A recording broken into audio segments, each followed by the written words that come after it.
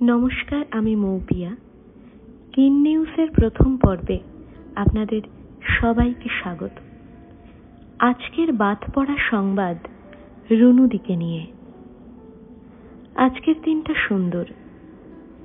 ওকে লাল শাড়ি পরতে বলেছিল রুনুদি। বাংলা টিউশনের টাকা থেকে এক কামরার ঘর ভাড়া দিতে পারে এখন রুনুদি। বাড়িটা ওরা পায়নি, পারিবারিক অশান্তির ফল। বৃষ্টি পড়ায় এপাড়ার সমস্ত জল জমে আবার একটা আস্ত দিঘি মনে হচ্ছে আজ।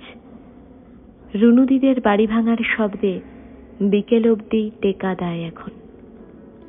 2 বাক্স মিষ্টি নিয়ে ওরা গেল রুনুদির বাড়ি। বাড়িওয়ালার থেকে জানা গেল রুনুদি আর ফিরবে না।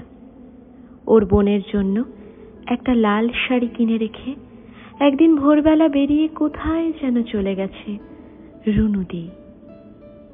ওরা দুজন একসঙ্গে এই প্রথম কারোর চলে যাওয়া দেখল।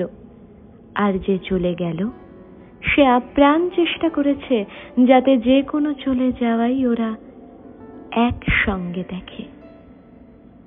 কোথায় গেল রুনুদি? রুনুদির ঠিকানা দিয়ে দিলাম কিন নিউজের পাতায়।